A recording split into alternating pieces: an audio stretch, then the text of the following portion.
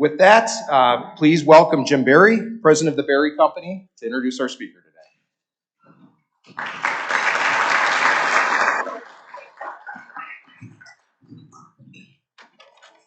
Thank you, President Todd. We are very pleased to have our fellow Rotarian, Rob Henken, here today for his first in-person appearance since before COVID. And I will give a brief biography of Rob for those of you who do not know him. Rob is the president of the Wisconsin Policy Forum, previously the Public Policy Forum, a position he has held since 2008. Since joining the forum, Rob has authored or co-authored 6 reports that won national awards from the Governmental Research Association. Rob recently was honored as the 2019 Rotary Person of the Year and received the 2019 Ally Award from the Hispanic Professionals of Greater Milwaukee. He was also named one of Milwaukee's 100 most influential leaders in the Milwaukee Business Journal's annual Power Book and one of Milwaukee's game changers in M magazine. Before he became forum president, Rob worked in Milwaukee County government for nearly 10 years, serving as director of research for the county board, director of health and human services, and director of administrative services. He also has directed 2 nonprofit organizations in Milwaukee, the Alliance for Future Transit and the Milwaukee Jobs Initiative. Prior to moving to Milwaukee in 1994, he worked for 7 years on Capitol Hill as a senior aide to 2 congressmen and as a staff director for the House of Representatives Foreign Affairs Subcommittee. In addition to leading the forum, Rob was an adjunct associate professor at the University of Wisconsin-Milwaukee's School of Architecture and Urban Planning from 2009 to 2017, where he taught transportation policy. He also served as president of the Governmental Research Association, which includes nearly 30 research organizations from 19 states from 2014 to 2016. Rob has a bachelor's degree in history from Brown University and a master's in journalism and public affairs from American University.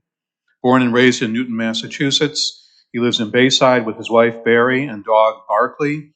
The couple have 2 grown sons, Danny and Ben, and a new granddaughter, Rosie. Let's give a warm Rotary welcome for Rob Henken.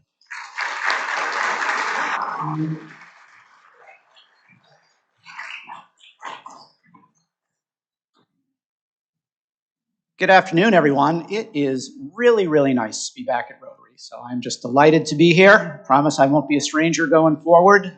We actually hosted a 300-person event yesterday. Some of you may have seen a mayoral debate hosted by the Wisconsin Policy Forum. So back to being in person. I'm really glad I got that memo because some of you may know I'm a native New Englander. And I had my Bill Belichick hoodie on until about 11:15 this morning. Luckily, I read the memo about the dress code, and so I got dressed in the right attire. So it was this close. So I'm here to talk to you about the Milwaukee County Parks. I'm going to give you a couple words of caution. I think it was Jamie Reeve who said to me, stopped by when I was eating lunch and said, so Rob, what are you going to gloom and doom us about today, or something to that effect? Because it does seem like every time I speak to my fellow Rotarians, I'm laying out some pretty monumental challenges that maybe have some pretty logical solutions, but the politics tend to get in the way. And so I think this is probably the 3rd time that I have spoken to Rotary in my 14 years with the forum about the parks. I wish that I had some better news to report. On the whole, I don't. But I'm going to stay positive because this latest iteration, you can see the report cover on the screen, Sinking Treasure, which is a report that our organization came out with last fall. The gist of this was to say, we did need to reassess the challenge and the fiscal problems, but it was also about looking forward. What can we do here? And what can we do here on our own?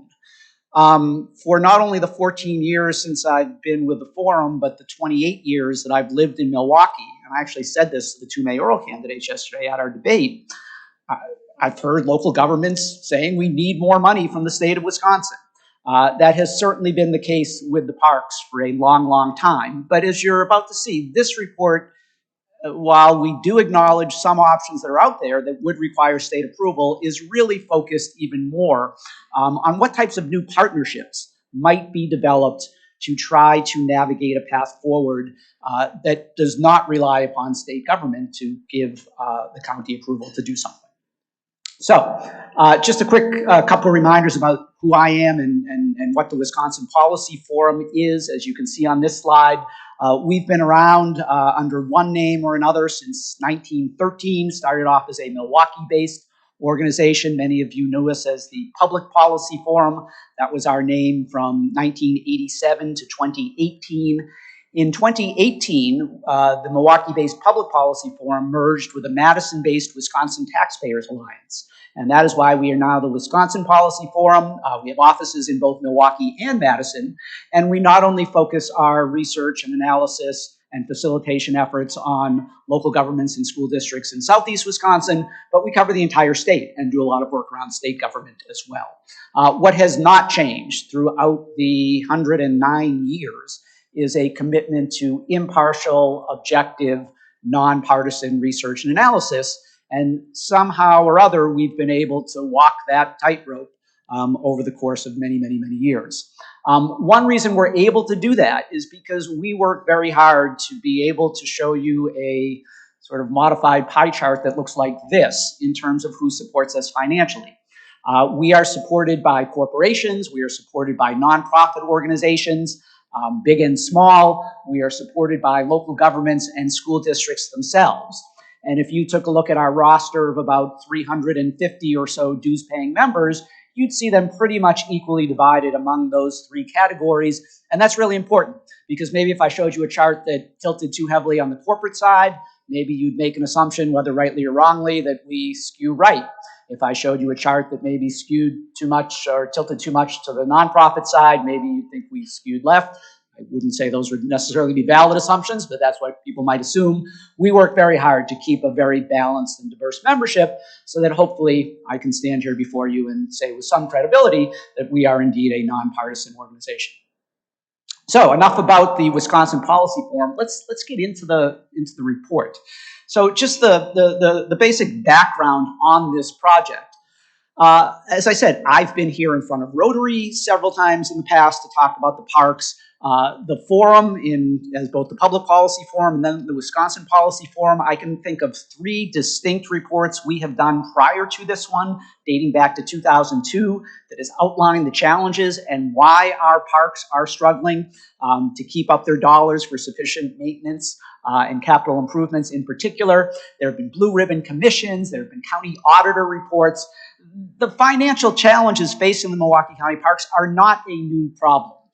But we were commissioned by the Parks Department that sees itself running out of property tax levy resources potentially as soon as 2027 or 2028.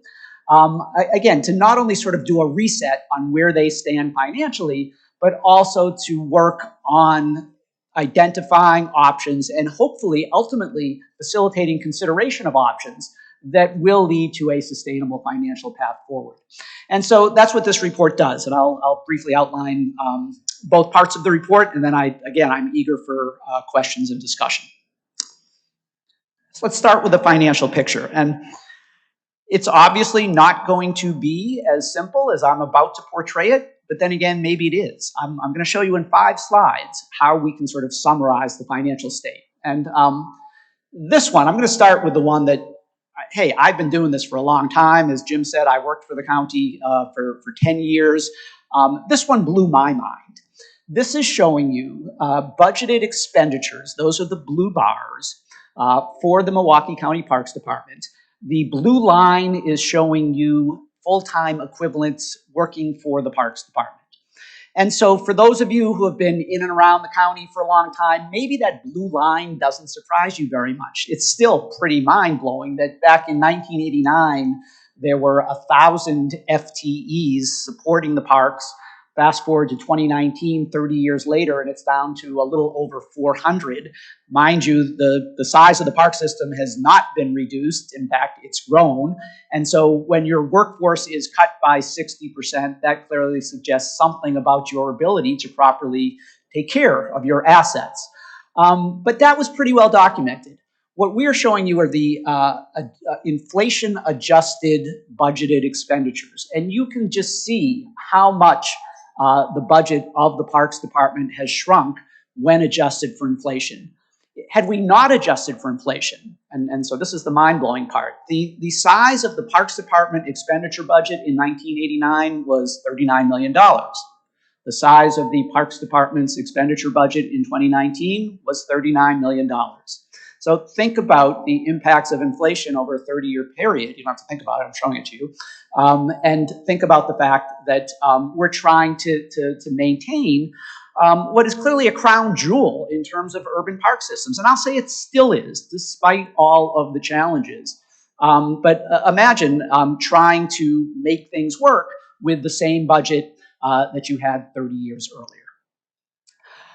Why has that happened? Well, first of all, let's take a look. So not only has that situation occurred in terms of the size of the budget, but a real important occurrence, which we detail in some depth in this report, is the extent to which the revenue mix has changed. So back in 1989, 74% of the Parks Department budget came from county property tax levy. And as far as the county is concerned, or Parks Department leaders are concerned, I mean, that's the optimal situation. Those levy resources are completely discretionary. Parks Department leaders can use those resources as they see fit. What has changed over time, and I'll show you the extent to which has changed, but what has changed over time as the levy commitment by the county has been reduced, and I think you're all familiar with that story. It's not necessarily the county leaders said, we don't value the parks, we have higher priorities, we're going to reduce the levy. It's that the parks are a discretionary function of government. They're not mandated by the state department. The county has lots of mandated services, from the courts to the sheriff to the district attorney's office to health and human services. It's the discretionary functions that have really been squeezed over time. That's also why I've been before you to talk about transit on several occasions. But you can see that as that levy percentage has diminished, the other revenues have grown. And that's a good news and a bad news story. So what are other revenues? There's many sources, but for the most part, those are earned revenues. Those are the revenues the Parks Department earns from charging admissions fees to get into the domes or Burner Botanical Gardens, to play a round of golf at Brown Deer Park, to use a boat slip at McKinley Marina. All the things that you would pay for. Over time, there's been a lot of innovation. We have the traveling beer gardens. We have Lake Park Bistro. We have more revenue-raising opportunities and functions within the parks. And so on the one hand, I can say to you, amen, that's great ingenuity, that's great innovation, good for Parks Department leaders. On the other hand, I could argue to you, as I will, that that does create some issues with regard to public access, because after all, the purpose of a public park system ostensibly is to provide unfettered public access to the parks. And so to the extent that you are under such fiscal pressure that you have to charge for more and more access to your parks, that creates at least some policy issues that need to be contemplated. So the revenue mix has changed, and that's an important factor. Here we see just what's happened with the levy. Once upon a time in 1989, of the overall county property tax levy, 23%, so more than a fifth of the county's levy, supported the parks. By 2019, that was down to 5%. And again, there's lots of reasons for that I'm not going to get into right now. I'll be happy to during the Q&A. But you can see how that commitment of relatively scarce county property tax levy resources, by necessity, has diminished over time. When we think about, so where are those earned revenues coming from? These are our 7 major cost centers. You can see the amounts of revenues. Golf is the one that is generating the most revenue. Boating, and that's almost exclusively McKinley Marina, generating the next big. So there are plenty of revenue-raising amenities within the parks. I think most would argue that to use some of these facilities, clearly it's appropriate to charge something. We've had huge political battles over where we should charge and where we shouldn't. Some of you may recall a very heated, passionate debate a few years ago when then County Executive Abele wanted to put in parking fees for the parks. I thought they were going to burn down the courthouse. The opposition was so strong to that one. And again, we can have honest conversations about what can and should we be charging for and what should we not. But I'm only providing you part of the picture here. These are the revenue generating amenities. The problem is that net, almost all of them are not generating revenue. So the cost of maintaining them is exceeding the revenues that are coming in. And again, because public access is such a big part of the mission, I could certainly argue that that's acceptable and that's fine. But if you're looking at it as a business, and if you're looking at it as an enterprise that is more and more dependent upon these earned revenues, and the revenue generating amenities are requiring property tax levy in all but golf and boating, then the business model isn't quite where it needs to be. So one other thing I'll say about this slide, you see parks upkeep at the top. And so that's the largest, when we carve apart the county property tax levy, essentially these blue bars to the right are where the levy is going. And the biggest chunk, not surprisingly, is just on regular parks upkeep. So I can't categorize it into different types of amenities, but it's just making sure that that roof isn't leaking at, Park Pavilion X. It's making sure that the asphalt walkways don't have horrible cracks in them. So if you're riding your bike, you're not going to kill yourself. It's just these, dozens upon dozens and hundreds upon hundreds of small maintenance items. So it is, I think, intuitive that that would be the largest category of spending. But when we think about the size of our county park system, to think that $7.2 million of levy is all we are spending on this general parks upkeep, I can't tell you what the right number is. I can tell you that there is a monstrous backlog of both minor maintenance, major maintenance, and capital repairs at the parks. So the takeaways from our fiscal analysis, I've already sort of stolen my own headlines on this one. The decline in funding and full-time equivalents, a big story, but only part of the story. This change in the revenue mix and implications for services, access, sustainability are also critical to think about. And really the future discussions about parks funding and the future of the parks really needs to keep in mind this new paradigm where we have major amenities that make money, we have major amenities that require tax levy support, and then we have just the whole range of traditional open space and parks and recreational assets that do tend to get lost in the shuffle.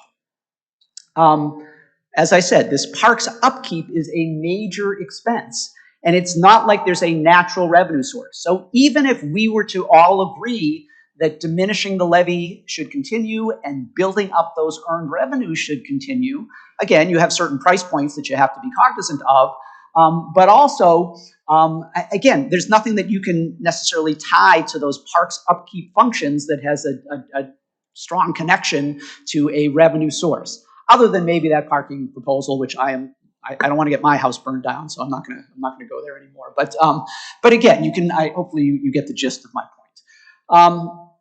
So again, overall, how can we make principles of earned revenue maximization and robust public access, and in particular, when we're looking at this through a racial equity lens, how can those mesh, or are they necessarily going to diverge? And then what does that mean?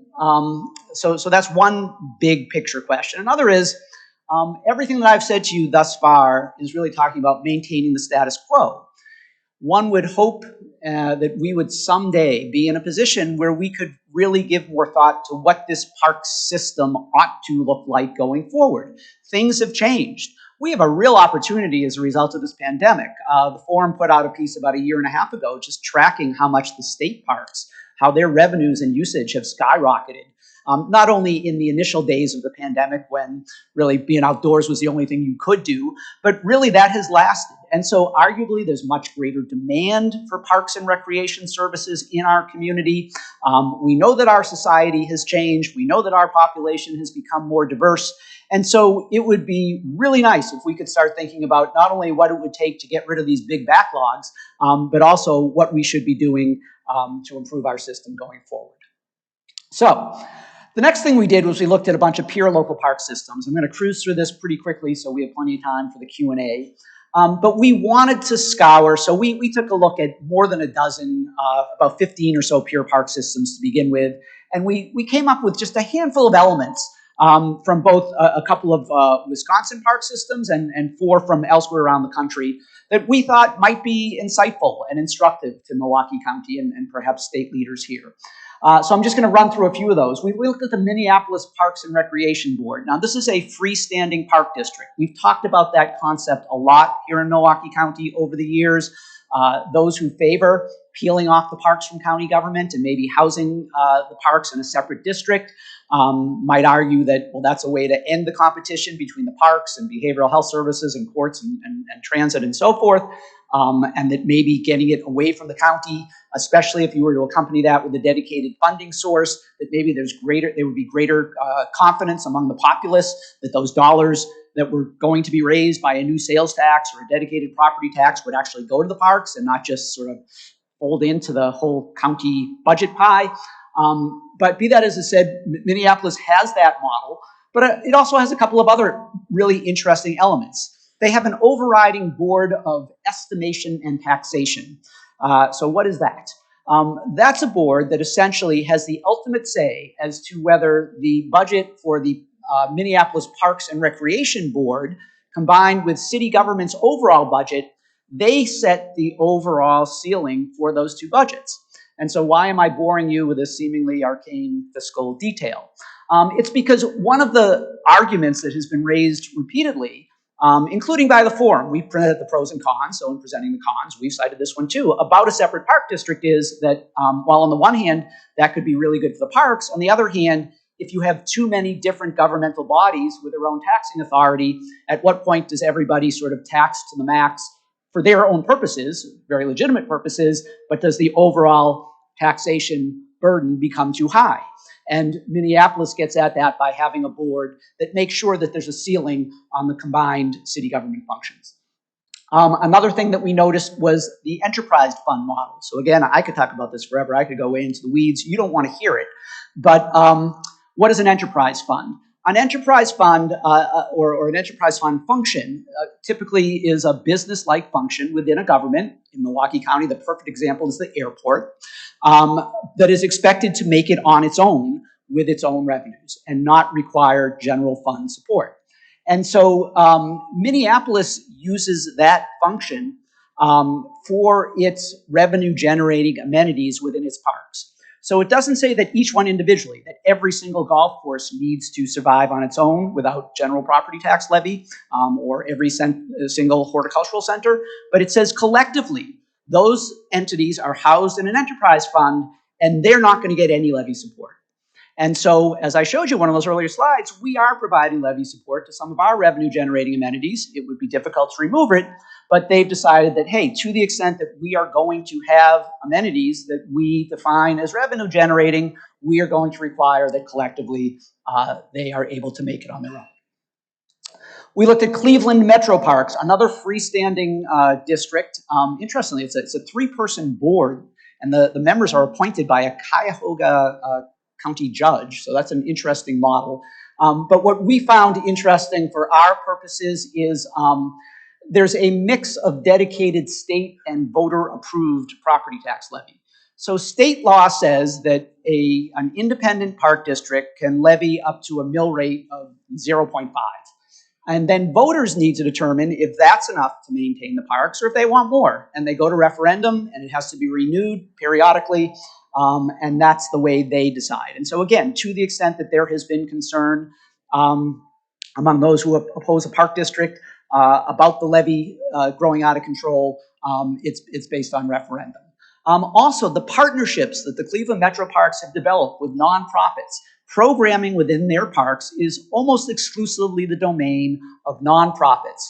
And not only do those nonprofits offer programming within the parks, but those nonprofits also pay for a share of the maintenance for the facilities they use. And they are undoubtedly charging consumers to use those amenities, but that's their business. And again, they help the in this case, the separate park district, maintain those facilities. Also, extensive use of volunteers. We have volunteers in our parks, but they're mostly doing litter cleanup and sort of smaller functions. Volunteers do a heck of a lot more in Cleveland. So those are some worthwhile or some noteworthy things about Cleveland. Very close to home, we looked at the Dane County Park. So here, the same limitations as Milwaukee County. State law does not allow in the state of Wisconsin for a separate park district. So the Dane County Parks are part of county government, but they are part of a larger land and water resources department. And so why do I think that, or why am I saying that that might matter? Because there's sort of a nice synergy between the sort of environmental protection priorities of the county government and the recreational elements of the county, of the Dane County Parks. And there's shared staff, and there's shared purpose. And I'll give it away. We have Kevin Schaefer, the executive director of Mmsd, is in our audience. But little known fact, we have an environmental agency, environmental protection agency here in greater Milwaukee, and it's Mmsd. And so this led us to think, might there be an opportunity for maybe greater synergy between Mmsd and the county parks, maybe Mmsd relieving the county of some of these natural resource protection elements. There are already some burgeoning partnerships between Mmsd and the county on flood control initiatives and water quality initiatives within parks. Well, could more be done? So that's one reason we pulled this out from Dane County. Also, interestingly, they have an advisory park commission that has the first say about any proposed fees. Here I'm coming back to the parking fee. I didn't want to do that, but using the parking fee as an example, perhaps it wouldn't have been quite as political if that fee had been recommended by a private citizens commission as opposed to by a political official.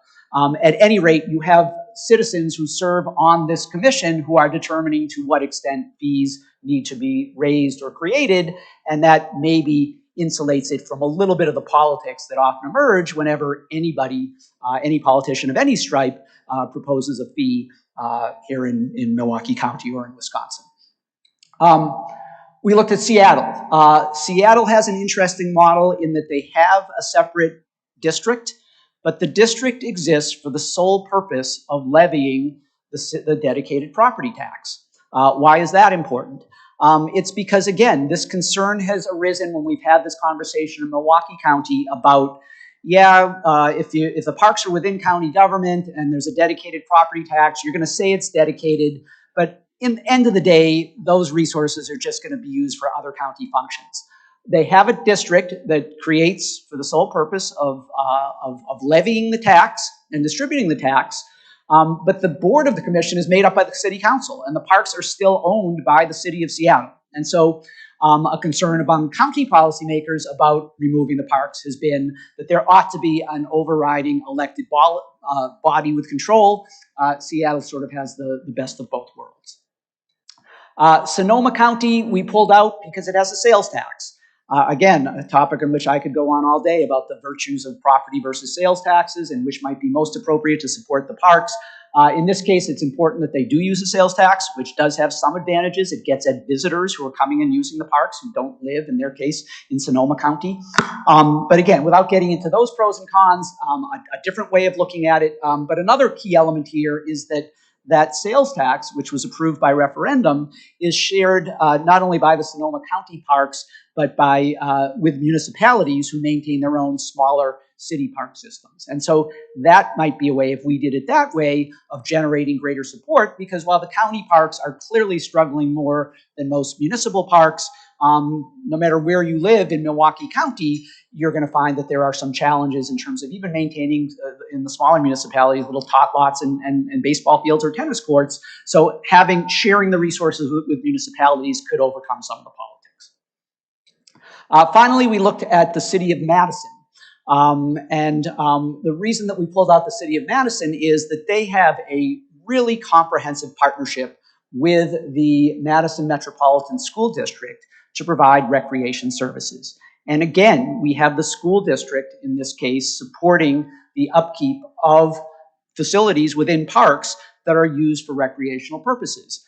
And recreation, as you may be aware, there's an NPS rec department. Recreation is housed in school districts and are not just for school children, but for the entire community. There's also a special fund that school districts are able to use that does not have a revenue limit that they can use to support their recreational programming. And so greatly enhanced partnership between the county parks and MPS Rec and other municipal recreation departments within Milwaukee County could be an option.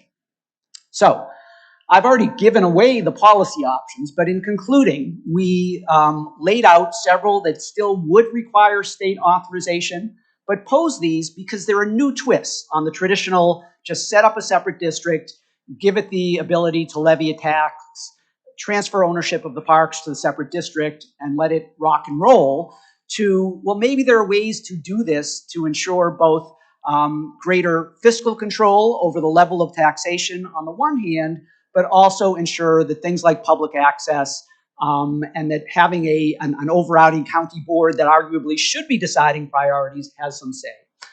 So one approach would be the Seattle model, where you create a new district, but it exists mainly to collect and disperse a tax. Look at the Minneapolis model with the creation of a fiscal control board, like the one that I mentioned. Having any type of dedicated tax set by voters and have to be reapproved by voters on a periodic basis, or having that dedicated tax shared with municipalities. But again, I think even more important than those options, just because the political tea leaves would suggest that those options still are unlikely to be anything we're going to see anytime soon, would be looking at a set of options that the county could pursue on its own. So as I mentioned, this greater partnership potentially with Mmsd, with school districts, this enterprise fund approach, and maybe having to make the tough decision that to the extent that there are going to be revenue generating amenities that they have to survive on their own, and that could potentially free up more resources for the regular parks upkeep and so forth. And again, that's going to require prioritization. That would not be easy, but potentially looking at that model. Maybe just carving out the regional attractions entirely. The Burner Botanical and the domes are attracting people from outside of Milwaukee County as well. They're part of the parks budget, and maybe they shouldn't be. Is that going to solve the problem? No, but maybe it will help us really isolate what we're doing to preserve just the regular parks. Again, maybe looking for a larger role for municipalities. So I didn't get into this as much in my earlier examples, but should municipal governments, given that they potentially are less resource challenged for several of them than the county, be playing a bigger role in maintaining county parks within their districts, within their jurisdictions, and maybe in return having greater control over the usage of those parks and the types of amenities and recreational programming that is offered. Finally, we looked at a bunch of other options that might help. I'm running out of time, so I'm not going to get into those. So what's coming next? This report was released in late fall. We've been before the County Parks, Energy, and Environment Committee. We've been before the MMSD Commission. There's been lots of media attention given to it. We do have county elections coming up in a couple of weeks, but I anticipate that after those elections are over, there's going to be a real effort by the Parks Department now to go out into the community and get public input on these things. Clearly, while our research was extensive, to pursue any of these options would require more research, more analysis. Once that public participation process happens, we expect that we'll be called upon to work with the county again to try to say, okay, you like this idea about the separate enterprise fund? Let's really, scope this out and try to determine what it would look like and the extent to which it would be helpful, etc. So with that, I would be happy to answer any questions.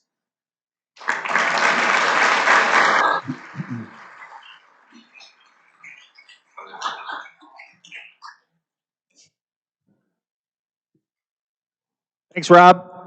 Quick question. With the levy, the decrease, staggering, what are the 2 or 3 areas where those dollars have gone other than the parks in the last 25 years? Great question. So I'll repeat the question. As we showed the levy increase, where have those levy dollars increasingly gone?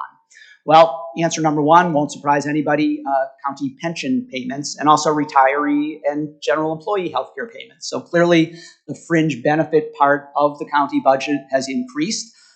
On the healthcare side, the county has actually done a very, very, very good job controlling those healthcare costs, but healthcare inflation, as we all know, has exceeded general inflation, and so that has taken up more money.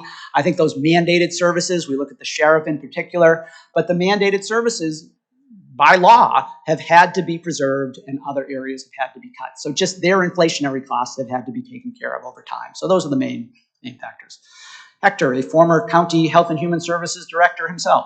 Yes. Nice to see you, Rob, and thank you for your great work here. And as always, everything you've done for Milwaukee County. So you know Milwaukee County really well. You've studied this pretty thoroughly. You've seen several different models. Is there one model that sticks out, or maybe a combination for a hybrid approach that you think will work the best in Milwaukee County? Yep. So the question was, is there one model that maybe I think might work the most? And so, first of all, Hector, I'll qualify the answer as you probably expected I would by saying we just haven't done the full-blown analysis. I must say, from my vantage point, the partnership angle, I think I've probably given away that by now, really has some promise. And I don't want to stare at Kevin Schaefer, and it's not like Mmsd has exhaustive resources here.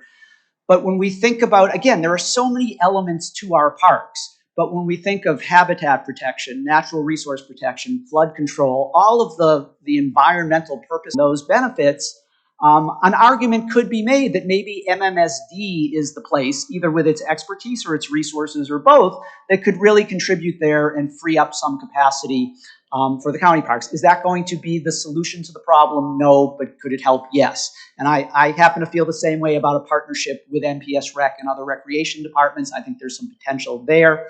All that said, in the end, these are things that I think will help, that will be able to promote some sustainability for a few years.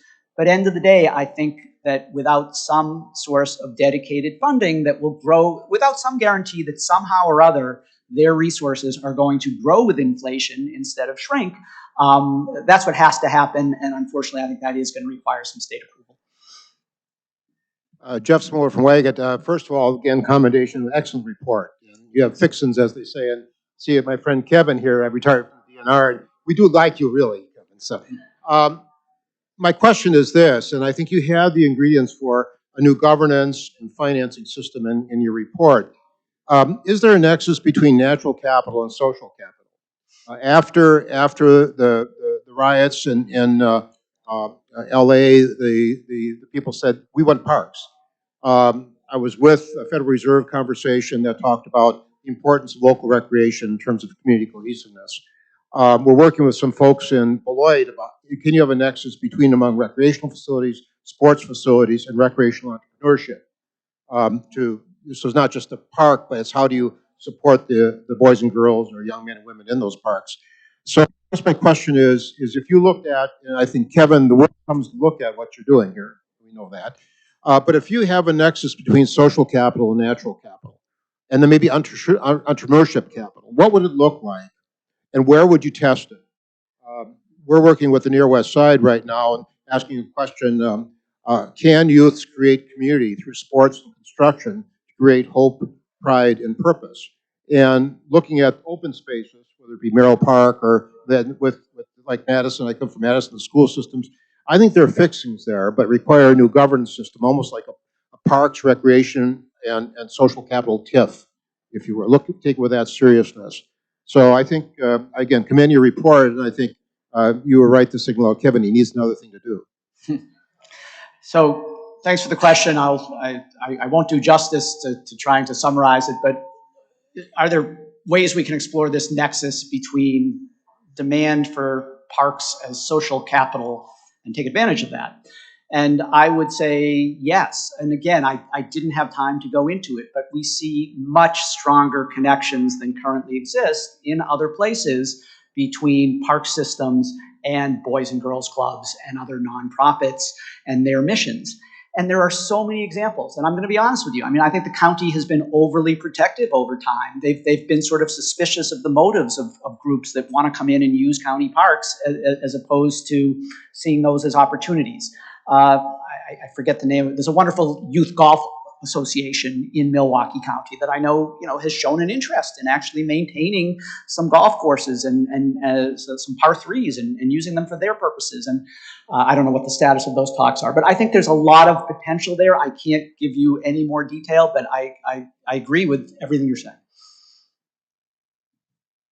That group is called First Tee. Thank you. Welcome.